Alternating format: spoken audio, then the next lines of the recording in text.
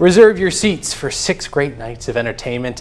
This morning we're getting a preview of the upcoming season for the Crosse Symphony Orchestra, and joining us to discuss the 2022-2023 season, Something to Believe in, we have Maestro Alexander Platt joining us this morning. Good morning, Maestro. Good morning, Mike. Great to be with you as always, and it's always great to be in La Crosse. Well, we're happy to have you here, and we're happy to talk about Something to Believe in this upcoming season. 2023, for goodness sake. You know, so many of us have been just saying about how these 2 years, let's just be honest about it, these 2 years of the COVID crisis just kind of obliterate all sense of time and space. You're like, when did I see you last? Or when did we do that? Or when was that? You know, and we need to just recenter ourselves as kind of people, as a community, and just have something to believe in this crazy fractured world of ours. So what better thing to believe in than the power of music, the power of beautiful music that just soothes our souls and brings us as individuals together in this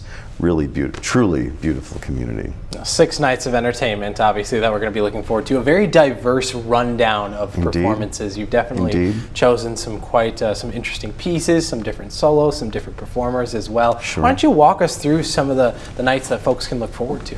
Well, as you said, it's a very diverse palette of repertoire, from the great classics, those immortal works by the great masters that so many of us know and love, to new kind of forays into pop's repertoire like Broadway and jazz, and at the same time, I'm very proud to say we bring a truly kind of world-class raft of soloists to the La Crosse Symphony every year. So we have a combination of new faces and then people who I think it's fair to say over the last 12 years of my work here have become tried and true friends of the LSO. So it's a beautiful combination of artists and repertoire in every way.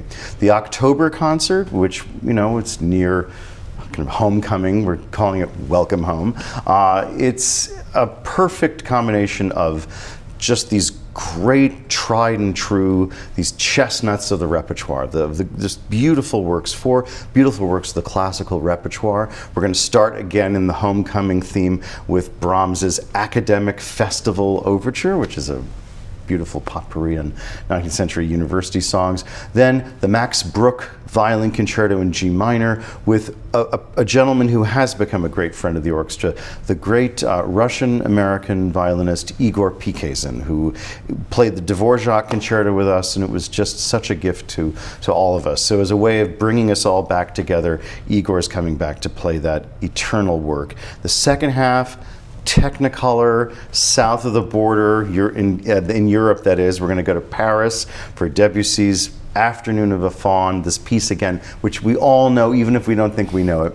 And then to end, a piece very dear to my heart, we're going to cross the Pyrenees and spend the rest of the night in Spain with the greatest of all the Technicolor Spanish ballet scores, Manuel de Falla's The Three-Cornered Hat.